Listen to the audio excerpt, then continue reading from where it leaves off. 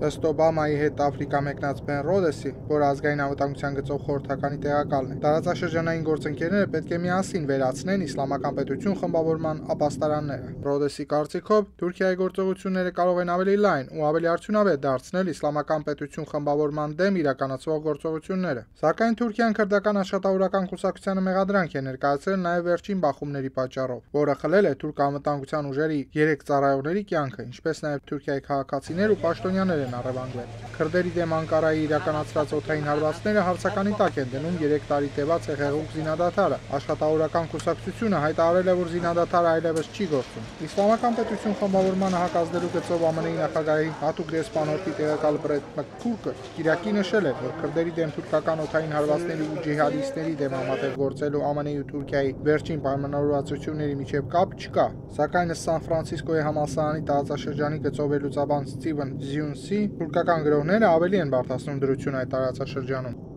Վերլուծաբաններից Ջեյմս Ջեֆրին հավատացած է, որ սա ազդելու է նաև Թուրքիայի ներքին քաղաքական իրադրության վրա։ Ըստ Ջեֆրիի, թուրքական ռազմական ծավալուն գործողություններ չի ակնկալվում։ Ի հակադարձում ԱՄՆ-ին իր ռազմակայաններից օգտվելու արտոնության, Թուրքիան պահանջել է աջակցել իրեն թռիչքազերծ ու միջանկյալ ցամաքային գոտու հաստատմանը Սիրիայում։ Դա նպատակաուղղված է սիրիացի փախստականներին Սիրիայի տարածքում տեղավորելուն և Ասադի կառավարության վրա ճնշում բանեցնելուն։ ԱՄՆ-ի կառավարությունը չի հաստատել այս տեղեկությունը, բայց այն քննարկման առարկա է, և Էրդողանը փորձում է ստանալ ՆԱՏՕ-ի աջակցությունը, քանի որ մտադրված է նշանակալիորեն անցնել Սիրիայի սահմանը։